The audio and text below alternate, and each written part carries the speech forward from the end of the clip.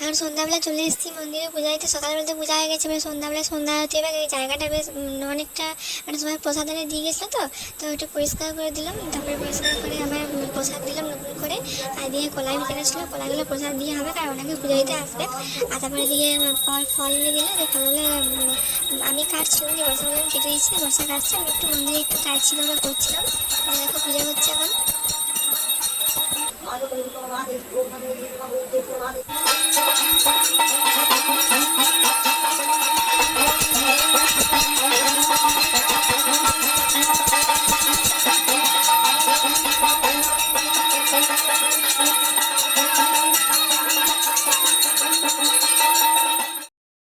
আরতি এবারে হয়ে গেল, আর একটু আছে। আর দেখো এরা সবাই নাচ করছে একজন আমার।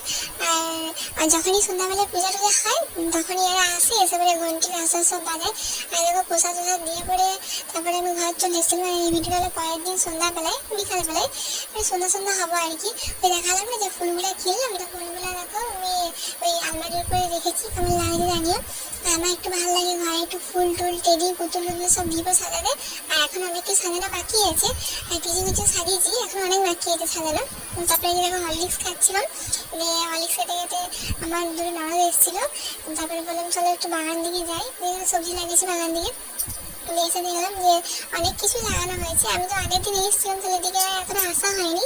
আর 2 মাস আমি আসিনি, ভালো করে দিকে দেখাই হয়নি। রেসিপি দিচ্ছি যে ওইদিকে সব সবজি ছোটো ছোটো আছে, আর এদিকে পাট শাকগুলো হয়েছে। আর পাট শাক আমার বাড়িতেও হচ্ছে, কারণ সবজি লাগানোর পরে কিন্তু অনেক সুবিধা হয়েছে, এখান থেকে সব কিছু